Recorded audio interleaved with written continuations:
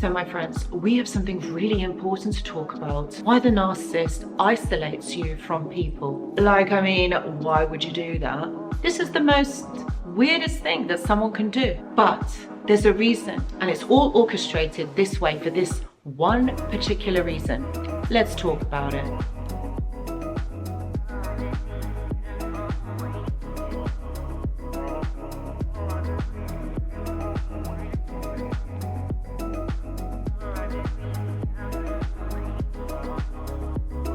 Hello my friends and welcome back. I hope that you're all doing really well. So in today's video, I really wanted to look at the whole fact of why someone would isolate you.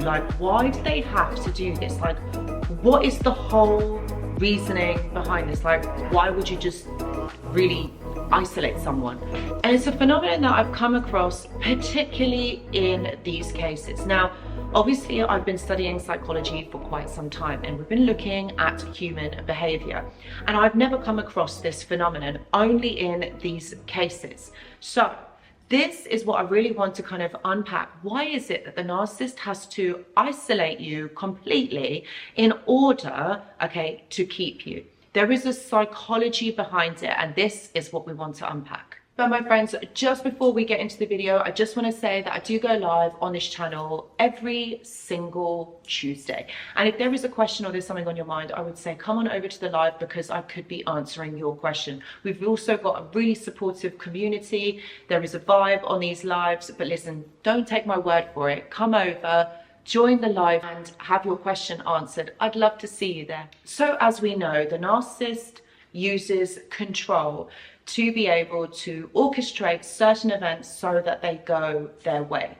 They use control in order to be able to manage their own emotions, their own expectations. Although, you can't really say that they manage expectations, but what it is that they want other people to be able to conform in a certain way so that the narcissist expectations and needs are met. So in order to do this, they have to make sure that everything that they do or everything that they say goes a specific way. And the only way that they can do this is by being able to control the narrative or control the experience that you are having with the narcissist. So the first thing that they are going to do is they are going to bend your reality, which is also known as gaslighting. So they're going to gaslight you and change your perception in the way that you view or you see something, a certain experience, a certain situation, so that it basically works out the way that they want it to go. So in order to be able to control the narrative, control the experience, they have to control you and other people around you. So basically you and your environment. Now, very cruel, very sadistic, yes, but there is a method in this. And it's very cleverly orchestrated. Not that I'm saying they're clever, but they are able to manipulate this in such a way that when it is happening, we don't realize. It's only after the event that truly do we realize that, this is what has happened. So what I'm talking about here is isolation. So they're isolating you from certain people. So this is what the narcissist will do, because they feel threatened by the fact that they will be exposed. So there's only certain people that they will feel threatened by, because they will pull the plug, basically, and you will see the truth. So the reason why the narcissist has to isolate you is because they don't want you to have communication or contact with certain people, that they feel will ruin their game, will ruin what they are doing. You see, the narcissist isn't stupid. You see, the narcissist is very clever in this. Not that what they are doing is clever, but it's very cleverly orchestrated in the fact, like I said before, you don't see why it's happening because they give you great excuses on why this should be happening or why certain things need to plan out the way that they do. So if we think about it, my friends, if we really, really think about it, in order to, in isolating you, it buys them time because, again, all the information that you get is from the narcissist. Every bit of validation or explanation you are going to get from the narcissist. So this is going to be skewed. This is going to be very much one-sided on how the narcissist wants you to perceive a particular scenario. or a particular narrative that is being said. So if you're isolated, you're not able to get a second opinion. Now, these people who you are being isolated from, the narcissist doesn't want you to have contact with them because they are going to be able to offer you a realistic perspective. And because if the narcissist is worried about you seeing the reality of the situation, what they do is they eliminate those people from your life.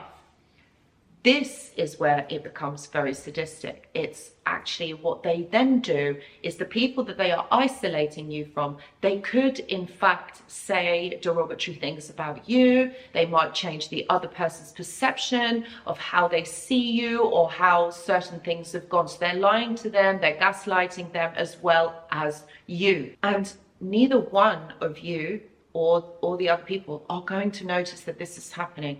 And this is where, my friends, it becomes so problematic, because what they're doing is they're cutting that cord of communication, so neither one of you parties can actually communicate or talk to one another, simply because this will threaten the narcissist's reality that they are trying to portray out there. This is very controlling. This is affecting the perception of reality for two sets of people. Meanwhile, the narcissist is happy because things are going or progressing in the way that the narcissist wants it to. My friends, can you see how problematic this whole thing is? Why would someone want to change your perception of reality? Why would someone want to or go to these lengths to make this happen? This, my friends, is where the issue lies, is the fact that this person goes to any lengths to make certain things happen. And that is where the problem is, okay? Is the fact that they will go to any lengths to make a certain thing happen. And that is why this is so sadistic, because not only are they orchestrating an altered reality, they are also stopping you from seeing the truth, stopping you from seeing the truth of the situation. Because if you're not given certain bits of information, you can only make a decision or you can only make an opinion based on the information that you have. But when information is not present, then this makes it very difficult for you to see the whole entire situation or the whole entire fact of what's going on. And then you trying to make a decision based upon what you've got in front of you. So again, this is now manipulating you into making a wrong decision, something that you probably wouldn't have done unless you had all of the information in front of you. Isolating you from the outside world stops you from seeing the truth of the matter, stops you from having all of the information in front of you. And this is why it also causes you to question your perception of reality, because when you are isolated, when the wool is pulled over your eyes and you do not see clearly, all right, this makes it very challenging for you to be able to make the decision that is right for you or do something that is right for you. When something is taken away from you, this means that a person is trying to change the trajectory of reality. They are trying to get you to see things from their point of view. Now, in itself, if you really look at it, all right, this is so unsettling. In order for you to be able to get some sort of perspective on what's going on when you are isolated from others, this is where it really calls in to use your intuition, all right, to really listen to your gut feeling. If there is a way that you can get outside support, perhaps maybe not from the people that you are being isolated from, but I know that there's various organizations that can help in situations like this. If you feel that something doesn't feel right, and if you feel like this person is telling you things that are not congruent to who or what you believe, then you need to trust that. You need to trust the fact that that is the truth. That is the reality of the situation. And I know that when you're in this and you're very deeply in this situation, okay, it makes it very difficult for you to escape, for you to go. I also believe that what you have to remember is that when you believe in yourself, that you know the truth, that you know what is going on, this this belief in yourself, okay, is always going to help you. I know that you're going to feel really bad or upset that other people have been involved, or you might even feel embarrassed at the fact that other people are knowing exactly what is going on. But the thing is, this will send alarm bells, and perhaps maybe these people, your friends or your family, will be able to help you in some way.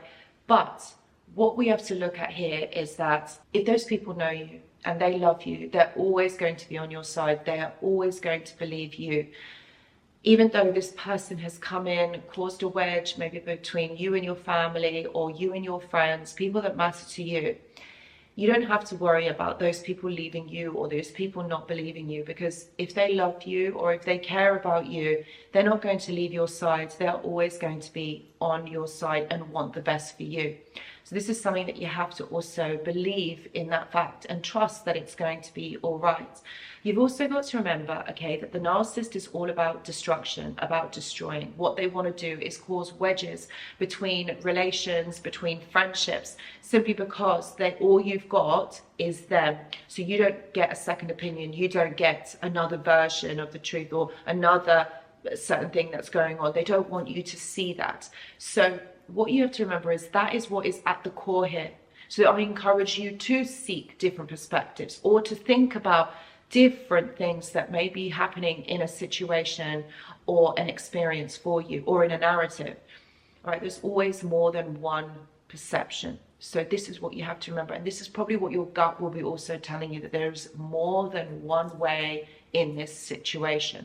Okay, so please just do call in you. Set boundaries with this person as well. Someone shouldn't be telling you what to do, how things should be, who you should be seeing, who you should not be seeing. That's not up to another person. That is up to you.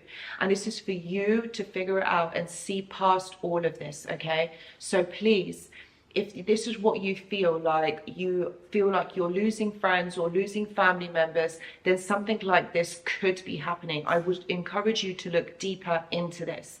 I also feel like if this is something that is happening, is to seek support. Seek support from different organizations, from different services. And also, if you can, start to distance yourself from the narcissist. Start to kind of step away and limit the amount of time that you spend with this person, and also how much information you actually also give this person, because honestly, this will really help you to get a different perspective and be also able to listen to your own intuition.